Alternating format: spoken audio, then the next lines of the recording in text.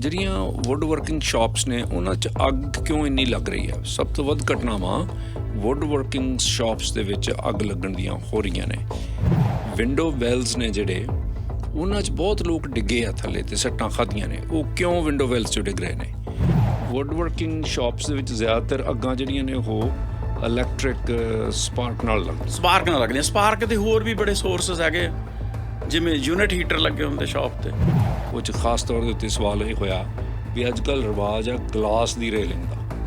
ਉਹਦੇ ਬਾਰੇ ਕਿਹੋ ਜਿਹੀ ਗਲਾਸ ਰੇਲਿੰਗ ਲੱਗਣੀ ਚਾਹੀਦੀ ਆ, ਕਿਵੇਂ ਸੁਰੱਖਿਅਤ ਰੱਖੀ ਜਾ ਸਕਦੀ? ਕਿਉਂਕਿ ਡਸਟ ਜਿਹੜੀ ਇੱਕ ਫਾਇਰ ਹੈਜ਼ਰਡ ਹੈ। ਡਸਟ ਇੱਕਦਮ ਫਾਇਰ ਕੈਚ ਕਰਦੀ ਹੈ। ਵੁੱਡ ਡਸਟ, ਹਾਂਜੀ, ਵੁੱਡ ਡਸਟ, ਸਾਹ ਡਸਟ ਕਹਿ ਲਓ ਤੁਸੀਂ। ਇਹਦੇ ਵਿੱਚ ਘਰਾਂ ਦੀ ਗੱਲ ਆ ਗਈ। ਹੁਣ ਘਰਾਂ ਦੇ ਵਿੱਚ ਨਾ ਤਾਂ ਪਲੰਬਿੰਗ ਦਾ ਕੋਈ ਡਿਜ਼ਾਈਨ ਹੈਗਾ, ਨਾ ਇਲੈਕਟ੍ਰੀਕਲ ਦਾ ਡਿਜ਼ਾਈਨ ਹੈਗਾ। ਸਾਰੀ ਡਿਸਕ੍ਰਿਪਸ਼ਨ ਤੇ ਆ ਜਾਂਦਾ ਪਲੰਬਰ ਤੇ ਇਲੈਕਟ੍ਰੀਸ਼ੀਅਨ ਤੇ, ਕਿਵੇਂ ਉਹਨਾਂ ਨੇ ਕਰਨਾ। ਅੱਛਾ, ਪਹਿਲਾਂ ਡਿਜ਼ਾਈਨ ਨਹੀਂ ਬਣਦਾ? ਪਹਿਲਾਂ ਕੋਈ ਡਿਜ਼ਾਈਨ ਇਹਦਾ ਬਣਦਾ। ਕਮਰਸ਼ੀਅਲ ਬਿਲਡਿੰਗਾਂ 'ਚ ਪਹਿਲਾਂ ਡਿਜ਼ਾਈਨ ਸਾਰਾ ਬਣਦਾ। ਅੱਛਾ, ਕਮਰਸ਼ੀਅਲ ਬਿਲਡਿੰਗ 'ਚ ਸਾਰਾ ਡਿਜ਼ਾਈਨ ਪਹਿਲਾਂ ਹੁੰਦਾ, ਪਲੰਬਿੰਗ ਵੀ। ਤੁਸੀਂ ਸ਼ਾਮਿਲ ਹੋ ਦ ਹਰਜਿੰਦਰ ਥਿੰਦ ਸ਼ੋਅ ਵਿੱਚ। ਪਿਛਲੀ ਵਾਰੀ ਜਿਹੜੇ ਇੰਜੀਨੀਅਰ ਸਾਹਿਬ ਨੇ ਹਰਿੰਦਰ ਸੈਣੀ ਜੀ, ਉਹਨਾਂ ਨੇ ਦੱਸਿਆ ਸੀ ਕਿ ਘਰਾਂ ਨੂੰ ਸੁਰੱਖਿਅਤ ਬਣਾਉਣ ਲਈ ਰੇਲਿੰਗ ਦੀ ਗੱਲ ਕੀਤੀ ਸੀ ਕਿ ਰੇਲਿੰਗ ਜਿਹੜੀ ਹੈ ਕਈ ਘਰਾਂ 'ਚ ਲੱਗੀ ਨਹੀਂ ਹੋਈ। ਜੇ ਲੱਗੀ ਹੋਈ ਹੈ ਤਾਂ ਉਹ ਇੰਨੀ ਮੋਟੀ ਹੈ ਕਿ ਉਹ ਹੱਥ 'ਚ ਨਹੀਂ ਆਉਂਦੀ। ਨਤੀਜੇ ਦੇ ਤੌਰ 'ਤੇ ਪੌੜੀਆਂ 'ਚੋਂ ਡਿੱਗਣ ਦੇ ਜਾਂ ਹੋਰ ਕਈ ਚਾਂਸਸ ਨੇ, ਔਰ ਕਈ ਲੋਕ ਜ਼ਖਮੀ ਵੀ ਹੋਏ ਨੇ। ਅੱਜ ਉਸ ਨੂੰ ਵੀ ਕੰਟੀਨਿਊ ਕਰਾਂਗੇ, ਲੇਕਿਨ ਉਸ ਤੋਂ ਬਾਅਦ ਜਿਹੜੀਆਂ ਵੁੱਡ ਵਰਕਿੰਗ ਸ਼ਾਪਸ ਨੇ ਉਹਨਾਂ 'ਚ ਅੱਗ ਕਿਉਂ ਇੰਨੀ ਲੱਗ ਰਹੀ ਹੈ? ਸਭ ਤੋਂ ਵੱਧ ਘਟਨਾਵਾਂ ਵੁੱਡ ਵਰਕਿੰਗ ਸ਼ਾਪਸ ਦੇ ਵਿੱਚ ਅੱਗ ਲੱਗਣ ਦੀਆਂ ਹੋ ਰਹੀਆਂ ਨੇ। ਇਸ ਤੋਂ ਬਿਨਾਂ ਹੋਰ ਵੀ ਉਹਨਾਂ ਨਾਲ ਅੱਜ ਗੱਲਾਂ ਬਾਤਾਂ ਹੋਣਗੀਆਂ। ਵਿੰਡੋ ਵੈਲਸ ਨੇ ਜਿਹੜੇ ਉਹਨਾਂ 'ਚ ਬਹੁਤ ਲੋਕ ਡਿੱਗੇ ਆ ਥੱਲੇ ਤੇ ਸੱਟਾਂ ਖਾਧੀਆਂ ਨੇ। ਉਹ ਕਿਉਂ ਵਿੰਡੋ ਵੈਲਸ 'ਚ ਡਿੱਗ ਰਹੇ ਨੇ? ਇਹ ਆਮ ਘਰਾਂ ਲਈ, ਘਰਾਂ ਦੇ ਮਾਲਕਾਂ ਲਈ ਤੇ ਬਿਲਡਰਸ ਲਈ ਵੀ ਗੱਲਾਂ ਸਹਾਈ ਹੋਣਗੀਆਂ। ਹਰਿੰਦਰ ਸੈਣੀ ਜੀ ਸਾਡੇ ਸਟੂਡੀਓਜ਼ ਦੇ ਵਿੱਚ ਨੇ।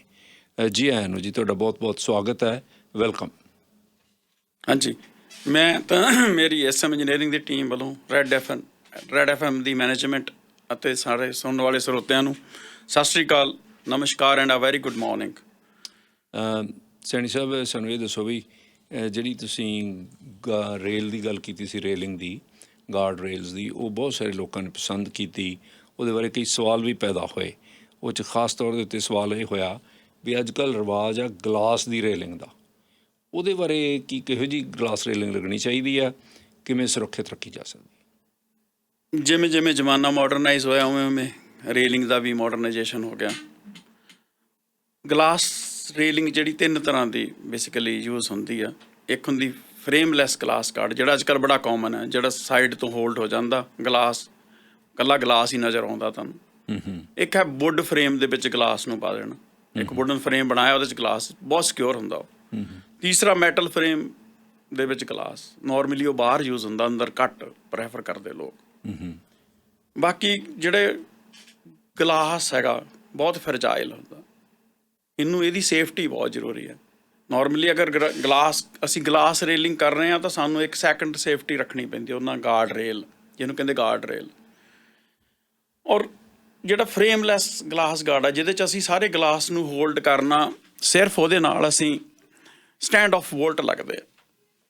ਉਹ ਬੜੀ ਇੰਪੋਰਟੈਂਟ ਹੈ, ਉਹਦੀ ਅਮੈਂਡਮੈਂਟ ਵੁੱਡ ਦੇ ਵਿੱਚ। ਅਗਰ ਸਾਈਡ ਸਟਰਿੰਗਰ ਹੈਗਾ ਕਿੰਨਾ ਥਿੱਕ ਹੈ, ਨੋਰਮਲੀ ਇਹ ਚੀਜ਼ਾਂ ਦੀ ਇਨੀਸ਼ੀਅਲ ਸਟੇਜ 'ਤੇ ਕੇਅਰ ਕਰਨ ਦੀ ਜ਼ਰੂਰਤ ਹੁੰਦੀ ਜਦੋਂ ਫਰੇਮਿੰਗ ਹੁੰਦੀ ਆ।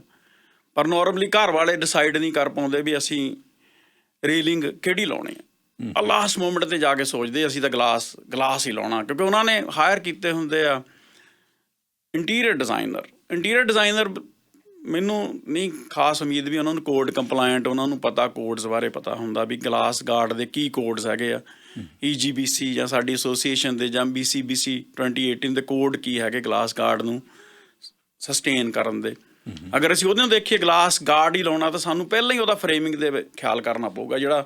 ਜਿਹਨੇ ਗਲਾਸ ਨੂੰ ਹੋਲਡ ਕਰਨਾ, ਸਟਰਿੰਗਰ ਮਿਨੀਮਮ 4.5 ਇੰਚ ਥਿੱਕ ਹੋਣਾ ਚਾਹੀਦਾ, so that bolt the amendment ਅੰਦਰ ਬੋਲਟ ਉਹ 'ਚ 4 ਇੰਚ ਐਟਲੀਸਟ ਵੁੱਡ ਦੇ ਵਿੱਚ ਰੁਕੇ ਜਾ ਕੇ, ਕਿਉਂਕਿ ਉਹਨੇ ਲੋਡ ਲੈਣਾ ਔਨ ਐਵਰੇਜ 50-60 ਪਾਉਂਡ ਲੋਡ ਹੋ ਜਾਂਦਾ ਗਲਾਸ ਦਾ।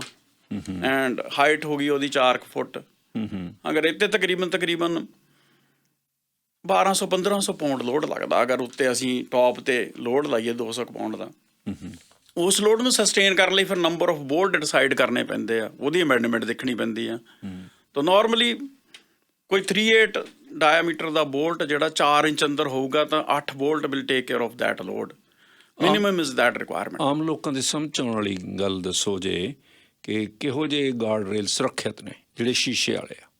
ਸ਼ੀਸ਼ੇ ਵਾਲੇ ਗਾਰਡ ਰੇਲ ਸੁਰੱਖਿਅਤ ਹੈ ਅਗਰ ਉਹਨੂੰ ਇਨੀਸ਼ੀਅਲ ਉਹਦੀ ਜਿਹੜਾ ਸਟਰਿੰਗਰ ਦੀ ਥਿਕਨੈਸ ਪ੍ਰੋਪਰ ਹੋਵੇ। ਕੋਈ ਵੀ ਗਾਰਡ ਰੇਲ ਲੱਗ ਸਕਦੀ ਹੈ, ਸ਼ੀਸ਼ਾ ਵੀ ਲੱਗ ਸਕਦਾ, ਸ਼ੀਸ਼ੇ ਦੇ ਨਾਲ ਸਟੈਂਡ ਬਾਈ ਗਾਰਡ ਰੇਲ ਚਾਹੀਦੀ ਹੈ ਕਿਉਂਕਿ ਹੈਂਡ ਰੇਲ ਚਾਹੀਦੀ ਹੈ। ਦੂਸਰਾ ਵੁੱਡ ਫਰੇਮ, ਮੈਂ ਹਾਈਲੀ ਰਿਕਮੈਂਡ ਕਰਾਂਗਾ wood frame. Basically wood frame ਦੇ ਵਿੱਚ ਗਲਾਸ ਹੋਣਾ, ਦੋਨੋਂ ਸਿਰਿਆਂ ਤੇ 2 ਪੋਸਟ ਲੱਗ ਜਾਂਦੇ ਸਟਰੋਂਗ, ਉਹ ਥੰਬ ਲੱਗ ਜਾਂਦੇ ਇੱਕ ਤਰ੍ਹਾਂ ਦੇ, ਦੋਨਾਂ ਸਿਰਿਆਂ ਤੇ ਥੰਬੇ ਵਾਂਗ ਉਹ ਹੋਲਡ ਕਰਦੇ, ਇੱਕ ਉੱਪਰ ਰੇਲ ਇੱਕ ਥੱਲੇ ਰੇਲ, ਔਰ ਵਿੱਚ ਉਹਦੇ ਗਲਾਸ। ਬਹੁਤ ਸਿਕਿਉਰ ਹੁੰਦਾ ਗਲਾਸ ਕਿਉਂਕਿ ਸਾਰਾ ਵੁੱਡ ਦੇ ਵਿੱਚ ਹੋਲਡ ਹੋਇਆ, ਤਾਂ ਉਹ ਜ਼ਿਆਦਾ ਸਿਕਿਉਰ ਹੁੰਦਾ। ਉਹ ਵੀ ਅੱਜ ਕੱਲ੍ਹ ਕਈ ਲੋਕ ਕਹਿੰਦੇ ਜੀ ਸਾਨੂੰ ਤਾਂ ਛੋਟੀ ਜਿਹੀ ਇੱਕ ਹੈਂਡ ਰੇਲ ਲਾ ਕੇ ਉਹਦੇ ਵਿੱਚ ਹੀ ਗਲਾਸ ਪਾ ਦਿਓ। ਉਹ ਬਿਲਕੁਲ, ਕਿਉਂਕਿ ਉਸ ਨੂੰ ਵੀ ਹੋਲਡ ਕਰਨ ਨੂੰ ਐਟਲੀਸਟ 5 ਸਕਰੂ ਚਾਹੀਦੇ। ਅਗਰ ਇੱਕ 2 ਇੰਚ ਦੀ ਹੈਂਡ ਰੇਲ ਹੋ ਗਈ ਉਹ 'ਚ 5 ਸਕਰੂ ਲੱਗਣੇ ਨਹੀਂ ਕਿਸੇ ਪਾਸਿਓਂ ਵੀ। ਤਾਂ ਇਸ ਲਈ ਮਤਲਬ ਪ੍ਰੋਪਰ ਹੋਣਾ ਚਾਹੀਦਾ, ਜਿਹੜੀ ਇਹਦੀ ਪ੍ਰੋਪਰ ਅਗਰ ਵੁੱਡ ਫਰੇਮ 'ਚ ਹੈ ਤਾਂ ਵੁੱਡ ਫਰੇਮ ਜਿਵੇਂ ਹੁੰਦਾ ਉਵੇਂ ਹੀ ਹੋਣਾ ਚਾਹੀਦਾ, ਉਹਦਾ ਡਿਜ਼ਾਈਨ ਹੋਣਾ ਚਾਹੀਦਾ ਪ੍ਰੋਪਰ। ਪਰ ਡਿਜ਼ਾਈਨ ਇਹ ਆ ਵੀ ਸਲਿਮ, ਥਿਨ, ਇਨਵਿਜ਼ੀਬਲ, ਇਹ ਉਸ ਤਰ੍ਹਾਂ ਦਾ ਹੋਵੇ ਪਰ ਹੋਵੇ ਵੀ ਜ਼ਰੂਰ ਕੋਈ ਨਾ ਕੋਈ ਸਪੋਰਟ। ਇਹ ਕਨਸੈਪਟ ਚੱਲ ਰਿਹਾ ਮੇਰਾ ਖਿਆਲ ਆ। ਸਲਿਮ ਥਿਨ ਤਾਂ ਫਿਰ ਪਤਾ ਕੀ ਗੱਲ ਹੈ ਜੀ, ਸੇਫਟੀ ਨਹੀਂ ਦੇ ਸਕਦਾ ਕਦੀ ਵੀ ਉਹ, ਫਿਰ ਤਾਂ ਲੈਮੀਨੇਟ ਗਲਾਸ ਯੂਜ਼ ਕਰਨਾ ਚਾਹੀਦਾ। ਅਗਰ ਸਲਿਮ ਥਿਨ ਹੀ ਦੇਖਣਾ then use laminate safety glass. Laminate safety glass ਕਦੀ ਉਹ ਵੀ ਫਰਜਾਈਲ ਹੈ ਬਟ ਟੁੱਟਦਾ ਨਹੀਂ, ਉੱਥੇ ਹੀ ਸਟੈਂਡ ਰਹਿਣਾ, ਉਹਨੇ ਖੜੇ ਰਹਿਣਾ ਆਪਣੀ ਜਗ੍ਹਾ ਤੇ। ਕਰੈਕ ਵਿਜ਼ੀਬਲ ਹੋਊਗਾ but it will not apart ਅਵੇ, ਉੱਥੇ ਹੀ ਤੁਹਾਡੇ ਖਿਆਲ ਦੇ ਮੁਤਾਬਕ ਜਿਹੜਾ ਵੁੱਡ ਦਾ ਫਰੇਮ ਆ ਉਹ ਵਧੀਆ ਸੁਰੱਖਿਅਤ ਤੇ ਸੇਫ ਆ? ਬਹੁਤ ਜ਼ਿਆਦਾ ਗਲਾਸ ਦੇ ਨਾਲ? ਗਲਾਸ ਨਹੀਂ, ਵੁੱਡ ਦੇ ਫਰੇਮ ਦੇ ਵਿੱਚ ਗਲਾਸ ਬਹੁਤ ਸੁਰੱਖਿਅਤ ਹੈ ਐਜ਼ ਕੰਪੇਅਰ ਟੂ ਫਰੇਮਲੈਸ ਗਲਾਸ। ਠੀਕ ਹੈ ਜੀ। ਦੂਸਰੀ ਸਾਨੂੰ ਇਹ ਦੱਸੋ ਵੀ ਜਿਹੜੀ ਵਿੰਡੋ ਵੈਲਸ ਨੇ, ਕਈ ਬੰਦੇ ਜਿਹੜੀ ਵਿੰਡੋ ਵੈਲਸ ਵਿੱਚ ਡਿੱਗੇ ਆ ਪਰ ਉਹਦੇ ਉੱਤੇ ਅਲੂਮੀਨੀਅਮ ਦੀਆਂ ਬਣੀਆਂ ਹੋਈਆਂ ਗ੍ਰਿਲਸ ਲੱਗੀਆਂ ਹੁੰਦੀਆਂ ਨੇ, ਬਟ ਕਈ ਵਾਰੀ ਐਕਸੀਡੈਂਟ ਇਹੋ ਜਿਹੇ ਹੋਏ ਨੇ। ਉਹ ਗ੍ਰਿਲਸ ਕਿਹੋ ਜਿਹੀਆਂ ਚਾਹੀਦੀਆਂ ਨੇ? ਕੀ ਹੋਰ ਆਲਟਰਨੇਟਿਵਸ ਕੀ ਨੇ ਜਿਹੜੀਆਂ ਇਹ ਵਿੰਡੋ ਵੈਲਸ ਨੇ, ਇਹਦੀ ਥਾਂ ਤੇ ਕੀ ਹੋਰ ਲਾਇਆ ਜਾ ਸਕਦਾ? ਲੱਗਣਗੇ ਤਾਂ ਕਵਰ ਹੀ ਉਹਦੀ ਜਗ੍ਹਾ ਤੇ ਸੇਮ ਹੀ ਲੱਗੂਗੇ ਕਵਰਸ, ਬਟ ਉਹ material the thickness is very important in that. ਹੁਣ ਐਲੂਮੀਨੀਅਮ ਦਾ ਜਿਹੜੀ ਡੈਂਸਿਟੀ ਹੈਗੀ ਆ ਲੋਹੇ ਦੇ ਨਾਲੋਂ, ਮੈਟਲ ਦੇ ਨਾਲੋਂ 1/3 ਹੈ। ਹੁਣ ਅਸੀਂ ਸੇਮ ਥਿਕਨੈਸ ਜਿੱਦਾਂ ਮੰਨ ਕੇ ਚਲੋ MS ਮਾਈਲਡ ਸਟੀਲ ਜਾਂ ਸਟੀਲ ਹੈ, ਅਗਰ ਉਹਦੀ 1.6 ਮਿਲੀਮੀਟਰ ਥਿਕਨੈਸ ਯੂਜ਼ ਕਰਦੇ ਹਾਂ ਤਾਂ ਐਲੂਮੀਨੀਅਮ ਦੀ 1.6 ਤਾਂ ਉਹਦੇ ਲਾਗੇ ਵੀ ਨਹੀਂ ਖੜੀ ਹੁੰਦੀ ਕਿਉਂਕਿ ਥਿਕਨੈਸ ਘੱਟ ਹੈ, ਐਲੂਮੀਨੀਅਮ ਦੀ ਡੈਂਸਿਟੀ ਘੱਟ ਹੈ, ਟੁੱਟ ਜਾਣਾ ਇਹਨੇ। ਇਹਦੇ 'ਚ ਮਿਨੀਮਮ ਜਿਹੜੇ ਵਿੰਡੋ ਵੈਲ ਹੈ ਡਿਜ਼ਾਈਨ ਹੋਣੇ ਚਾਹੀਦੇ ਆ, ਜਦੋਂ at the time of permitting ਇਹਦਾ ਡਿਜ਼ਾਈਨ ਹੋਣਾ ਚਾਹੀਦਾ ਕੋਈ ਨਾ ਕੋਈ, ਕਿਉਂਕਿ ਸੇਫਟੀ ਹੈਜ਼ਰਡ ਹੈ ਬਹੁਤ ਜ਼ਿਆਦਾ। ਕਿਉਂਕਿ ਔਨ ਐਵਰੇਜ 6 ਫੁੱਟ ਹਾਈਟ ਹੁੰਦੀ, 6 ਫੁੱਟ ਡੈਪਥ ਹੁੰਦੀ ਆ, ਅਗਰ ਉਹ ਟੁੱਟ ਜਾਏ ਤਾਂ ਉਹ ਥੱਲੇ ਡਿੱਗਣਾ, ਸੱਟ ਲੱਗ ਸਕਦੀ ਕਿਸੇ ਬੰਦੇ ਦੇ ਵੀ। ਲੱਗਦੀਆਂ ਕਈ ਵਾਰ ਡਿੱਗੇ ਆ ਕਈ ਲੋਕ। ਔਰ ਇਹਦੇ 'ਚ ਬੇਸਿਕਲੀ ਕੀ ਆ, ਮਿਨੀਮਮ ਲੋਡ ਬੇਅਰਿੰਗ ਕੈਪੈਸਿਟੀ ਹੋਣੀ ਚਾਹੀਦੀ 1000 ਪਾਉਂਡ ਦੇ ਕਰੀਬ ਇਹਦੀ। 1000 ਪਾਉਂਡ ਲੋਡ ਬੇਅਰਿੰਗ ਕੈਪੈਸਿਟੀ ਬਣਾਉਣ ਲਈ ਉਹਦਾ ਫਰੇਮਿੰਗ ਪ੍ਰੋਪਰ, ਉਹਦੀ ਜਿਹੜੀ ਫਰੇਮ ਪ੍ਰੋਪਰ ਬਣਿਆ ਹੋਇਆ, ਪ੍ਰੋਪਰ ਟਿਊਬਿੰਗ ਦਾ proper gauging. I would recommend ਵੀ ਗੇਜ ਜਿਹੜੀ ਤਕਰੀਬਨ ਗੇਜ ਹੋਣੀ ਚਾਹੀਦੀ ਆ 0.12 ਇੰਚ ਦੇ ਕਰੀਬ, ਮੰਨ ਕੇ ਚਲੋ 3.2 ਮਿਲੀਮੀਟਰ ਥਿਕਨੈਸ ਦਾ ਫਰੇਮ ਬਣਿਆ ਹੋਵੇ। ਸੈਣੀ ਸਾਹਿਬ ਸਾਨੂੰ ਇਹ ਦੱਸੋ ਬਈ ਉਹ ਐਲੂਮੀਨੀਅਮ ਦੀਆਂ ਬਣਾਈਆਂ ਜਾਣ ਫਿਰ ਠੀਕ ਨੇ, ਮੈਟਲ ਦੀਆਂ ਬਹੁਤ ਭਾਰੀਆਂ ਹੋ ਜਾਣੀਆਂ, ਉਹਨਾਂ ਦੇ 'ਚ ਮੈਟਲ ਬਦਲੀ ਜਾਵੇ ਜਾਂ ਕਿ ਜਿਹੜਾ ਰੈਸਟਿੰਗ ਪੁਆਇੰਟ ਆ ਕੰਕਰੀਟ ਦੇ ਉੱਤੇ ਰੈਸਟ ਕਰਦਾ, ਜੇ ਕਈ ਵਾਰੀ ਐਲੂਮੀਨੀਅਮ ਕਾਫੀ ਸਟਰੋਂਗ ਹੁੰਦਾ ਉਹ ਤਾਂ ਠੀਕ ਰਹਿੰਦਾ, ਪਰ ਜਿੱਥੇ ਰੈਸਟ ਕਰਦੀ ਆ ਉਹ ਪੁਆਇੰਟ ਮੇਰਾ ਖਿਆਲ ਕਈ ਵਾਰੀ ਮੁੱਚ ਜਾਂਦਾ। 3 ਸਾਹਿਬ ਐਵੇਂ ਹੁੰਦਾ, ਉਹਦੇ 'ਚ ਸਿਰਫ ਫਲੈਟ ਦੀ ਇੱਕ ਪੱਤੀ ਲਾਉਂਦੇ ਆ ਤਕਰੀਬਨ 3 ਮਿਲੀਮੀਟਰ ਮੋਟੀ, ਉਹਨੂੰ ਵੱਟ ਵੈਲਡ ਕਰ, ਉਹਨੂੰ ਵੱਟ ਵੈਲਡ ਕਹਿੰਦੇ, ਸਿੱਧਾ ਵੈਲਡ ਕਰ ਦੇਣਾ, ਵੱਟ ਵੈਲਡਿੰਗ ਕਹਿੰਦੇ ਉਹਨੂੰ। ਹੁਣ ਵੱਟ ਵੈਲਡਿੰਗ ਐਡਾ ਸਟਰੋਂਗ ਨਹੀਂ ਹੁੰਦਾ, ਲੋਡ ਨਹੀਂ ਲੈ ਸਕਦਾ ਬਹੁਤ ਜ਼ਿਆਦਾ। ਜੇ ਉਹ ਐਲ ਸ਼ੇਪ ਲਾ ਦੇ, ਉਹ ਐਲ ਸ਼ੇਪ ਪੱਤੀ ਲੱਗੀ ਹੋਵੇ ਔਰ ਵੈਲਡਿੰਗ ਸਾਈਡਾਂ ਤੋਂ ਕੀਤੀ ਹੋਵੇ ਤਾਂ ਟੁੱਟਣ ਦੇ ਕੋਈ ਚਾਂਸ ਨਹੀਂ ਆ। ਤਾਂ ਤਕਰੀਬਨ 6 ਮਿਲੀਮੀਟਰ ਥਿਕ ਹੋਣੀ ਚਾਹੀਦੀ ਉਹ, ਕਿਉਂਕਿ ਲੋਡ ਉਹਨੇ ਹੀ ਲੈਣਾ ਸਾਰਾ। ਉਹ ਟੁੱਟੇਗੀ ਤਾਂ ਡਿੱਗੂਗਾ ਥੱਲੇ, ਉਹਨੇ ਹੀ ਸਪੋਰਟ ਦਿੱਤੀ ਹੋਈ ਆ। ਔਰ ਨੰਬਰ ਆਫ ਉਹਦੀਆਂ ਜਿੱਦਾਂ ਮੰਨ ਕੇ ਚਲੋ 6 ਫੁੱਟ ਹੈਗਾ ਤਾਂ ਉਹਦੀਆਂ ਸਪੋਰਟ ਚਾਹੀਦੀਆਂ 4 ਸਪੋਰਟ ਐਟਲੀਸਟ ਚਾਹੀਦੀਆਂ, ਦੋ ਦੋਨੋਂ ਸਾਈਡ ਤੇ ਐਟਲੀਸਟ ਮਿਨੀਮਮ ਇੰਨੀਆਂ ਸਪੋਰਟ ਚਾਹੀਦੀਆਂ ਟੂ ਸਸਟੇਨ ਦੈਟ ਲੋਡ। ਅੱਛਾ, ਜਿਹੜੇ ਵਿੰਡੋ ਵੈਲਸ 2 ਜਾਂ 3 ਫੁੱਟ ਡੂੰਘੇ ਆ ਉਹਦੇ 'ਤੇ ਲਾਉਣ ਦੀ ਲੋੜ ਨਹੀਂ? ਉਹਦੇ ਵੀ ਜ਼ਰੂਰਤ ਹੈ। ਸਡਨਲੀ ਬੰਦਾ 2 ਫੁੱਟ ਵੀ ਥੱਲੇ ਡਿੱਗੂਗਾ, ਸੱਟ ਲੱਗੂਗੀ। ਜਦੋਂ ਤੁਹਾਨੂੰ ਪਤਾ ਹੀ ਨਹੀਂ, ਤੁਸੀਂ ਅਨਅਵੇਅਰ ਹੋ, ਤੁਸੀਂ ਚੱਲੇ ਜਾ ਰਹੇ ਹੋ, ਤੁਹਾਨੂੰ ਪਤਾ ਨਹੀਂ ਆ, ਤੁਸੀਂ ਅਚਾਨਕ ਹੀ ਡਿੱਗ ਜਾਂਦੇ ਹੋ, ਸੱਟ ਤਾਂ ਲੱਗਣੀ ਹੈ। ਕਈ ਘਰਾਂ ਦੇ ਵਿੱਚ ਜਿੱਥੇ ਘੱਟ ਡੂੰਘੀਆਂ ਨੇ। ਮੈਂ ਉੱਥੇ ਜਿਹੜੀਆਂ ਟਾਈਜ਼ ਨਹੀਂ ਹੁੰਦੀਆਂ ਲੈਂਡਸਕੇਪਿੰਗ ਟਾਈਜ਼, ਉਹੀ ਲੱਗੀਆਂ ਦੇਖੀਆਂ ਉੱਥੇ। ਐਜ਼ ਲੌਂਗ ਐਜ਼ ਕੋਈ ਉੱਤੋਂ ਦੀ ਨਹੀਂ ਚੱਲਦਾ ਉਹਦੇ, then it's all right.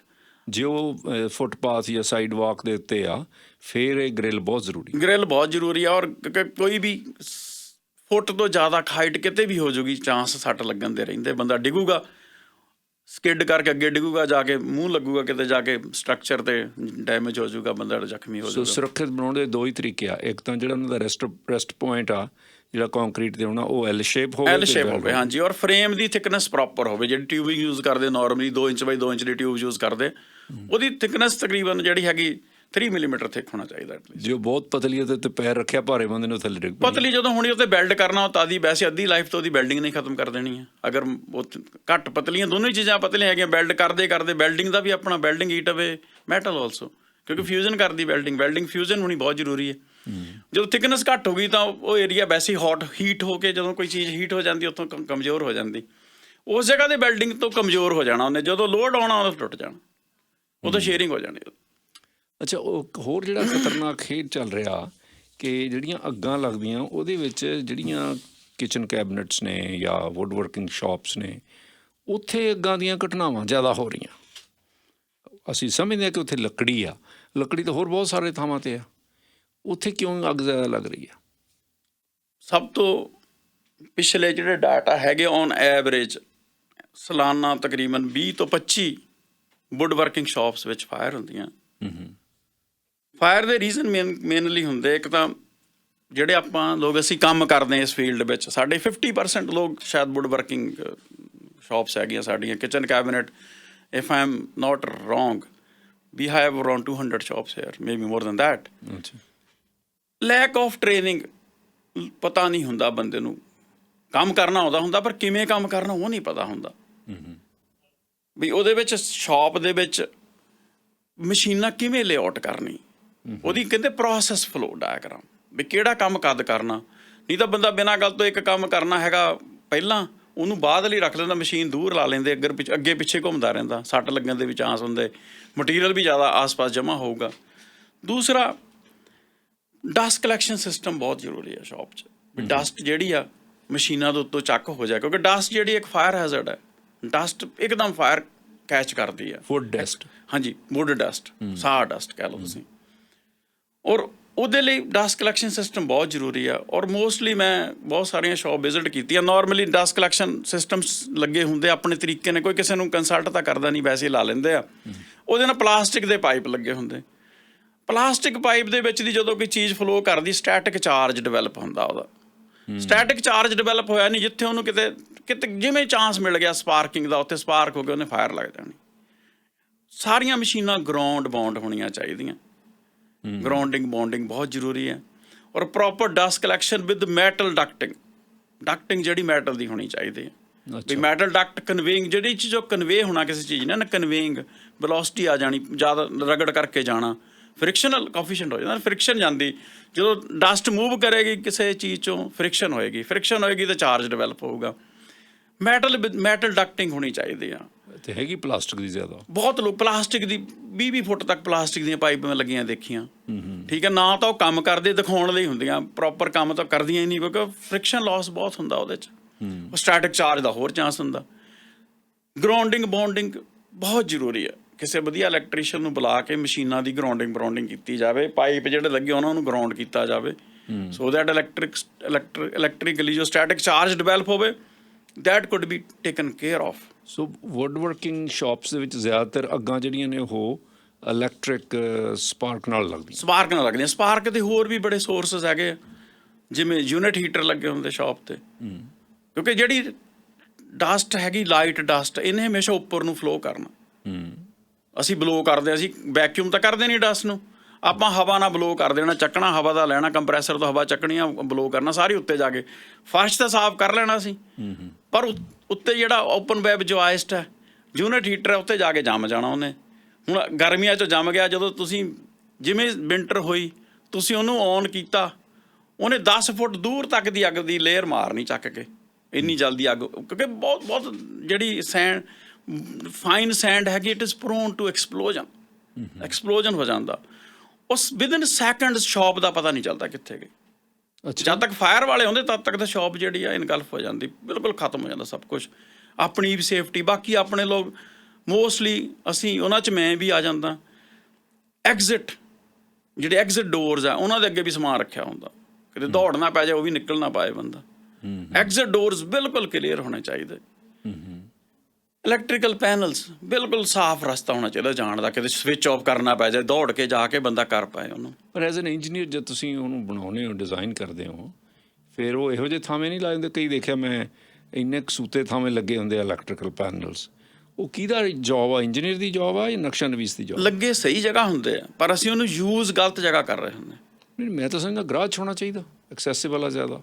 Garage ਵਿੱਚ ਹੀ ਹੋਣਾ ਚਾਹੀਦਾ। ਹੁਣ ਤਾਂ ਅੱਜ ਦੇ ਦਿਨ 'ਚ ਤਾਂ ਗਰਾਜ 'ਚ ਹੀ ਹੁੰਦੇ, ਹੁਣ ਤਾਂ ਘਰਾਂ ਦੇ ਵਿੱਚ ਸਾਰੇ ਗਰਾਜ 'ਚ ਹੀ ਹੁੰਦੇ। ਮੇਰਾ ਖਿਆਲ ਹੈ ਜਿਹੜੀ ਇਲੈਕਟ੍ਰੀਕਲ ਕੰਮ ਕਰਨ ਵਾਲਾ ਉਹਨੂੰ ਕਿੱਥੇ ਕਨਵੀਨੀਅੰਟ ਆ ਇਹਨਾਂ ਦਾ ਪਤਾ ਕੀ ਗੱਲ, ਇਹ ਦੇਖੋ ਘਰਾਂ ਦੀ ਆਪਾਂ ਇਹਦੇ ਵਿੱਚ ਘਰਾਂ ਦੀ ਗੱਲ ਆ ਗਈ। ਹੁਣ ਘਰਾਂ ਦੇ ਵਿੱਚ ਨਾ ਤਾਂ ਪਲੰਬਿੰਗ ਦਾ ਕੋਈ ਡਿਜ਼ਾਈਨ ਹੈਗਾ, ਨਾ ਇਲੈਕਟ੍ਰੀਕਲ ਦਾ ਡਿਜ਼ਾਈਨ ਹੈਗਾ, ਸਾਰੀ ਡਿਸਕ੍ਰਿਪਸ਼ਨ ਤੇ ਆ ਜਾਂਦਾ ਪਲੰਬਰ ਤੇ ਇਲੈਕਟ੍ਰੀਕਲ ਤੇ ਇਲੈਕਟ੍ਰੀਸ਼ੀਅਨ ਤੇ, ਕਿਵੇਂ ਉਹਨਾਂ ਨੇ ਕਰਨਾ। ਅੱਛਾ, ਪਹਿਲਾਂ ਡਿਜ਼ਾਈਨ ਨਹੀਂ ਬਣਦਾ? ਪਹਿਲਾਂ ਕੋਈ ਡਿਜ਼ਾਈਨ ਇਹਦਾ ਬਣਦਾ। ਕਮਰਸ਼ੀਅਲ ਬਿਲਡਿੰਗਾਂ 'ਚ? ਕਮਰਸ਼ੀਅਲ ਬਿਲਡਿੰਗ 'ਚ ਪਹਿਲਾਂ ਡਿਜ਼ਾਈਨ ਸਾਰਾ ਬਣਦਾ। ਅੱਛਾ, ਕਮਰਸ਼ੀਅਲ ਬਿਲਡਿੰਗ 'ਚ ਸਾਰਾ ਡਿਜ਼ਾਈਨ ਪਹਿਲਾਂ ਹੁੰਦਾ, ਪਲੰਬਿੰਗ ਵੀ, ਇਲੈਕਟ੍ਰੀਕਲ ਵੀ, ਸੋ ਕਿਹੜੀ ਚੀਜ਼ ਕਿੱਥੇ ਲੱਗਣੀ, ਕਿਵੇਂ ਲੱਗਣੀ, ਸਾਰਾ ਡਿਫਾਈਨ ਕਰਨਾ ਪੈਂਦਾ। ਅੱਛਾ, ਹਾਲੇ ਵੀ ਘਰਾਂ ਦੇ ਵਿੱਚ 2022 ਦੇ ਵਿੱਚ ਵੀ ਕੋਈ ਡਿਜ਼ਾਈਨ ਨਹੀਂ ਗਾ? ਕੋਈ ਡਿਜ਼ਾਈਨ ਨਹੀਂ ਹੈਗਾ ਪਲੰਬਿੰਗ ਦਾ। ਬਹੁਤ ਉਹਨਾਂ ਦੀ ਮਰਜ਼ੀ ਹੈ। ਰੀਸੈਂਟਲੀ ਮੇਰੇ ਕੋਈ ਮਿੱਤਰਾਂ ਨੇ ਘਰ ਬਣਾਇਆ ਸੀ, ਉਹ ਮੈਨੂੰ ਕਹਿੰਦੇ ਯਾਰ ਇੱਕ ਬਹੁਤ ਵੱਡਾ ਇਸ਼ੂ ਹੈ, ਜਦੋਂ ਅਸੀਂ ਕਹਿੰਦੇ ਕਿਚਨ ਕੈਬਨਿਟ ਲਾ ਕੇ, ਕਹਿੰਦੇ ਪਲੰਬਰ ਆਇਆ, ਉਹਨੇ ਕਿਚਨ ਕੈਬਨਿਟ ਅੱਧੇ ਖਰਾਬ ਕਰਤੇ, ਕਹਿੰਦੇ ਪਿੱਛੋਂ ਹੋਲ ਕਰ ਕਰਕੇ, ਕਹਿੰਦਾ ਉਹਨੂੰ ਕੋਈ ਪਹਿਲਾਂ ਪ੍ਰੋਪਰ ਕੰਮ ਨਹੀਂ ਹੋਇਆ ਸੀ। ਬਾਕੀ ਜਿਹੜੇ ਸਟੱਡ ਹੈਗੇ, ਜਿੱਥੋਂ ਅਸੀਂ ਇੰਸਪੈਕਸ਼ਨ ਕਰਦੇ ਹਾਂ ਫਰੇਮਿੰਗ ਦੀ, ਤਾਂ ਨੋਰਮਲੀ ਦੇਖੀਦਾ ਆਪਣੇ ਬੜੇ ਪਲੰਬਰ ਹੈਗੇ, ਉਹਨਾਂ ਨੇ ਆਪਣਾ ਕੰਮ ਕਰ ਜਾਣਾ। ਹਰੇਕ ਬੰਦੇ ਨੇ ਆਪਣਾ ਕੰਮ ਕਰਨਾ, ਜੋ ਕੱਟ ਦਿੱਤਾ ਉਹਨਾਂ ਨੇ ਛੱਡ ਦੇਣਾ, ਫਰੇਮਰ ਕਰੂਗਾ, ਦੂਜੇ ਦੇ ਕੰਮ ਛੱਡ ਦੇਣਾ। ਔਰ ਉਹਦੇ ਵਿੱਚ ਦੀ ਹੁਣ ਤੁਸੀਂ 4 ਇੰਚ ਦਾ ਹੋਲ ਕੱਢਿਆ ਤਾਂ ਕੱਟ ਹੋ ਗਿਆ, ਕਮਜ਼ੋਰ ਹੋ ਗਿਆ। ਹੁਣ ਸਟਰਕਚਰਲੀ ਤਾਂ ਸੇਫ ਨਹੀਂ ਹੈਗਾ, ਉਹਦੇ ਤੇ ਕੋਈ ਨਾ ਕੋਈ ਤੁਹਾਨੂੰ ਜਾਂ ਤਾਂ ਸਟਰੈਪ, ਮੈਟਲ ਸਟਰੈਪ ਤੁਹਾਨੂੰ ਐਡ ਕਰਨਾ ਪੈਣਾ ਉਹਦੇ ਤੇ। ਇਹੋ ਜਿਹੀਆਂ ਗੱਲਾਂ ਜਿਹੜੀਆਂ ਬੜਾ ਪ੍ਰੋਪਰਲੀ ਡਿਜ਼ਾਈਨਡ ਹੋਣਾ ਚਾਹੀਦਾ। ਅਗਰ ਸਹੀ ਸੇਫਟੀ ਚਾਹੀਦੀ ਨਾ ਪ੍ਰੋਪਰ ਘਰਾਂ 'ਚ। ਜਿਹੜੇ ਵੱਡੇ ਘਰ ਬਣਦੇ ਆ 20,000 15,000 ਸਕੁਅਰ ਫੁੱਟ ਦੇ, ਕਿਸੇ 'ਚ ਨਹੀਂ ਹੈਗਾ। ਅੱਛਾ ਜੀ, ਸਿਰਫ ਕੁਛ ਨਹੀਂ ਹੈਗਾ ਇਹਦੇ 'ਚ, ਸਿਰਫ ਇੱਕ ਹੀ ਡਿਜ਼ਾਈਨ ਹੈਗਾ, ਹੀਟ ਸਿਸਟਮ ਕੱਲਾ। ਅੱਛਾ, ਜਿਹੜਾ ਕੋਡ ਆ ਇਹ ਬਿਲਡਿੰਗ ਕੋਡ ਦੀ, ਆਪਾਂ ਅੱਗੇ ਵੀ ਗੱਲ ਕੀਤੀ ਸੀ, ਬਿਲਡਿੰਗ ਕੋਡ ਦੇ ਵਿੱਚ ਇਹ ਪ੍ਰੋਵੀਜ਼ਨ ਹੀ ਹੈ ਨਹੀਂ? ਨਹੀਂ, ਉਹ ਪਲੰਬਰਸ ਜਿਹੜੇ ਸਰਟੀਫਾਈਡ ਹੁੰਦੇ ਉਹਨਾਂ ਦੇ ਉੱਤੇ ਸਾਰੀ ਗੱਲ, ਪਲੰਬਰਸ ਉੱਤੇ, electrician they are all certified. ਉਹਨਾਂ ਨੇ ਜਿਵੇਂ ਕੰਮ ਕਰਨਾ। ਹੁਣ ਬੰਦੇ ਨੂੰ ਜਦੋਂ ਬੰਦੇ ਨੇ ਘੱਟ ਤੋਂ ਘੱਟ ਮਟੀਰੀਅਲ ਯੂਜ਼ ਕਰਨ ਦੀ ਕੋਸ਼ਿਸ਼ ਕਰਨੀ, ਰੂਟਿੰਗ ਦੇਖਣੀ ਵੀ ਮਿਨੀਮਮ ਕਿੱਦਾਂ ਹੋ ਸਕਦਾ ਕੰਮ, ਆਸਾਨੀ ਨਾਲ ਕਿੱਦਾਂ ਕੰਮ ਹੋ ਸਕਦਾ। ਸਾਹਮੋ ਮਤਲਬ ਕੋਈ ਨਾ ਕੋਈ ਸਕੈਚ ਜ਼ਰੂਰ ਹੋਣਾ ਚਾਹੀਦਾ, ਕੋਈ ਨਾ ਕੋਈ ਡਰਾਇੰਗ ਜ਼ਰੂਰ, ਲੇਆਊਟ ਡਰਾਇੰਗ ਜ਼ਰੂਰ ਹੋਣੀ ਚਾਹੀਦੀ ਵੀ ਕਿਵੇਂ ਦੀ ਪਾਈਪ, ਕਿੱਧਰ ਦੀ ਸੈਨੇਟਰੀ ਜਾਣੀ, ਤਾਂ ਕਿੱਧਰ ਦੀ ਵਾਟਰ ਲਾਈਨ ਆਉਣੀ ਹੈ, ਤੇ ਕਿੱਦਾਂ ਇਹਨਾਂ ਨੇ ਲੇਆਊਟ ਹੋਣਾ ਇਹਨਾਂ ਦਾ। ਇਹ ਜਿਵੇਂ ਕਮਰਸ਼ੀਅਲ 'ਚ ਅਸੀਂ ਕਰਦੇ ਹੋਏ ਤਾਂ ਬਹੁਤ ਵਧੀਆ ਗੱਲ ਹੈ, better for house honours, better for ਆਪਣੀ ਗਵਰਨਮੈਂਟ ਦੇ ਲਈ ਵੀ ਵਧੀਆ, ਲੌਸਸ ਘੱਟ ਹੋਣਗੇ। ਹੋਰ ਅਖੀਰ ਦੇ ਵਿੱਚ ਕੀ ਕਹਿਣਾ ਚਾਹੋਗੇ ਜੀ ਤੁਸੀਂ ਸਾਡੇ ਸੁਣਨ ਵਾਲਿਆਂ ਨੂੰ ਅੱਜ? ਮੈਂ ਤਾਂ ਆਪਣੀ ਸਾਰੀ ਕਮਿਊਨਿਟੀ ਨੂੰ ਇਹ ਐਡਵਾਈਸ ਕਰੂੰਗਾ ਵੀ ਜੋ ਵੀ ਸੇਫਟੀ ਦੇ ਰਿਲੇਟਡ ਅਗਰ ਕੰਮ, ਜਿੱਥੇ ਅਸੀਂ ਕੰਮ ਕਰਨ ਵਾਲੀ ਜਗ੍ਹਾ 'ਤੇ ਹਾਂ ਤਾਂ ਉਹਨੂੰ ਸਾਫ਼ ਸੁਥਰਾ ਰੱਖੋ। ਅਗਰ ਵੁੱਡ ਵਰਕਿੰਗ ਸ਼ਾਪ ਹੀ ਆ ਤਾਂ ਉਹਨੂੰ ਸਾਫ਼ ਸੁਥਰਾ ਰੱਖੋ। ਕੋਈ ਵੀ ਕਿਸੇ ਤਰੀਕੇ ਦੀ ਵੀ ਸਟੋਰੇਜ, ਜਿਹੜੀ ਗੈਸ ਹੋ ਗਈ, ਪ੍ਰੋਪੇਨ ਹੋ ਗਈ, ਬਿਲਕੁਲ ਨਾ ਸਟੋਰ ਕਰੋ। ਪੈਟਰੋਲ ਹੋ ਗਿਆ, ਦੂਰ ਰੱਖੋ। ਸਮੋਕਿੰਗ ਨਾ ਕਰੋ। ਤੁਸੀਂ ਵੁੱਡ ਵਰਕਿੰਗ ਸ਼ਾਪ ਹੈ, ਤੁਸੀਂ ਉਹਦੇ ਵਿੱਚ ਪੇਚਕਸ ਤੇਜ਼ ਕਰਨ ਲੱਗ ਪਏ ਸੈਂਡਰ 'ਤੇ ਜਾ ਕੇ, ਉਹਨੇ ਸਪਾਰਕ ਜਨਰੇਟ ਕੀਤਾ, ਨਾਲ ਹੀ ਉਹਨੇ ਫਾਇਰ ਫੜ ਦੇਣੀ। ਤਾਂ ਇਹੋ ਜਿਹਾ ਕੰਮ ਕੋਈ ਨਾ ਕਰੋ। Metal working, wood working shop 'ਚ ਬਿਲਕੁਲ ਨਾ ਕਰੋ। 20 ਫੁੱਟ ਦੂਰ ਜਾ ਕੇ ਕਰੋ। ਤੋਂ ਕਰਨੀ ਆ ਤਾਂ ਸੈਪਰੇਸ਼ਨ ਹੋਣੀ ਚਾਹੀਦੀ 20 feet minimum to do some wood working, metal working in wood working shop. Cigarette ਵਗੈਰਾ ਨੋ ਸਮੋਕਿੰਗ, ਬਿਲਕੁਲ ਸਾਈਨ ਡਿਸਪਲੇ ਹੋਣਾ ਚਾਹੀਦਾ, ਕੋਈ ਨੋ ਸਮੋਕਿੰਗ ਨਹੀਂ ਹੋਣੀ ਚਾਹੀਦੀ ਸ਼ਾਪ 'ਚ। ਬਾਕੀ proper dust collection system, electrical load ਜਿਹੜੀ ਕੈਲਕੂਲੇਸ਼ਨਸ ਕਰਾ ਕੇ, ਤੁਹਾਡੇ ਇਲੈਕਟ੍ਰੀਕਲ ਲੋਡ ਵੀ ਪ੍ਰੋਪਰ ਹੋਣੇ ਚਾਹੀਦੇ ਵੀ ਤੁਸੀਂ ਜਿੰਨਾ ਇੰਸਟਾਲਡ ਹੈ ਤਾਂ ਉਨਾ ਹੀ ਯੂਜ਼ ਕਰ ਰਹੇ ਹੋ। ਅਗਰ ਕਈ ਵਾਰ ਇੰਸਟਾਲਡ ਕੈਪੈਸਿਟੀ ਘੱਟ ਹੈ, ਯੂਜ਼ ਜ਼ਿਆਦਾ ਕਰਦੇ ਆ, ਤਾਂ ਉਹ ਵੀ ਚਾਂਸਸ ਹੁੰਦੇ ਹੀਟ ਅਪ ਹੋ ਕੇ ਵਾਇਰ ਵੰਟ ਹੋਣ ਦੇ, ਸ਼ਾਰਟ ਸਰਕਟਿੰਗ ਹੋਣ ਦੇ। ਇਹਨਾਂ ਚੀਜ਼ਾਂ ਦੀ ਕੇਅਰ ਕਰਨੀ ਚਾਹੀਦੀ ਹੈ। ਪ੍ਰੋਪਰ ਲੇਆਊਟ ਕਰੋ, ਮਸ਼ੀਨਰੀ ਦੀ ਪ੍ਰੋਪਰ ਲੇਆਊਟ ਹੋ, ਪ੍ਰੋਪਰ ਮੇਨਟੇਨੈਂਸ ਰੱਖੋ, bearing, greasing at time. Preventive maintenance ਦੀ ਗੱਲ ਕਰਾਂ ਮੈਂ, ਪ੍ਰੀਵੈਂਟਿਵ ਮੇਨਟੇਨੈਂਸ 'ਤੇ ਖਿਆਲ ਕਰੋ। ਇੱਕ ਲਿਸਟ ਬਣਾ ਕੇ ਰੱਖੋ, ਇਸ ਮਸ਼ੀਨ ਦੀ ਹਰ ਮਹੀਨੇ ਇਸ ਜਗ੍ਹਾ 'ਤੇ ਗਰੀਜ਼ਿੰਗ ਕਰਨੀ ਆ, ਆਇਲਿੰਗ ਕਰਨੀ ਆ, ਉਹਨੂੰ ਮੇਨਟੇਨ ਰੱਖੋ so that your machines work on time, ਔਰ ਤੁਹਾਡੇ ਤੋਂ ਕੋਈ ਡੈਮੇਜ ਨਾ ਹੋਵੇ, ਤੁਹਾਨੂੰ ਕੋਈ ਖਤਰਾ ਨਾ ਹੋਵੇ ਕਿਸੇ ਮਸ਼ੀਨ ਤੋਂ। ਜੀ। ਤਾਂ ਬਲੰਟ ਟੂਲ ਨਾ ਯੂਜ਼ ਕਰੋ। ਸ਼ਾਰਪ ਟੂਲ ਯੂਜ਼ ਕਰੋ। ਬਿਲਕੁਲ ਕੋਈ ਬਲੰਟ ਹੋਣਗੇ ਤਾਂ ਉਹਨਾਂ ਨੇ ਗਰਮ ਕਰਨਾ, ਗਰਮ 'ਚ ਜੋ ਗਰਮੀ ਜਨਰੇਟ ਹੋਏਗੀ ਵੁੱਡ ਨੂੰ ਕੱਟਣਗੇ ਤਾਂ ਫਿਰ ਫਾਇਰ ਦੇ ਚਾਂਸ ਵੱਧ ਜਾਂਦੇ। ਫਾਇਰ ਤੋਂ ਇਵੇਂ ਕੰਟਰੋਲ ਹੋਣਾ। ਥੋੜ੍ਹਾ ਸਭ ਨੂੰ ਮਿਲ ਕੇ ਕੰਮ ਕਰਨਾ, ਸੂਝ ਬੂਝ ਨਾਲ ਕੰਮ ਕਰਨਾ ਪੈਣਾ। ਬਾਕੀ ਮੇਰੇ ਲਾਇਕ ਕਿਸੇ ਜਗ੍ਹਾ 'ਤੇ ਕੋਈ ਸੁਜੈਸ਼ਨ ਜਾਂ ਐਡਵਾਈਸ ਚਾਹੀਦੀ ਹੋਏ ਤਾਂ ਆਈ ਐਮ ਅਵੇਲੇਬਲ ਹੈ ਆਲ ਦਾ ਟਾਈਮਸ। ਆਪਣਾ ਨੰਬਰ ਦੇ ਦਿਓ ਜੀ। 604 614 9959। Thank you. 604 614 9959 ਇਹਨਾਂ ਦਾ ਬਿਜ਼ਨਸ ਹੈ। ASEM engineering limited York business centre ਦੇ ਵਿੱਚ ਨੇ, ਅਤੇ ਤੁਸੀਂ ਇਹਨਾਂ ਨੂੰ ਕੰਟੈਕਟ ਕਰ ਸਕਦੇ ਹੋ, ਤੁਹਾਨੂੰ ਐਡਵਾਈਸ ਕਰ ਸਕਦੇ ਹਨ। ਸੈਣੀ ਸਾਹਿਬ ਬਹੁਤ ਬਹੁਤ ਮਿਹਰਬਾਨੀ। ਥੈਂਕਸ ਤਿੰਨ ਸਾਹਿਬ, ਤੁਹਾਡਾ ਬਹੁਤ ਬਹੁਤ ਧੰਨਵਾਦ ਮੈਨੂੰ ਮੌਕਾ ਦੇਣ ਦਾ ਬੋਲਣ ਲਈ। Thank you. I am always available for my community. Thank you.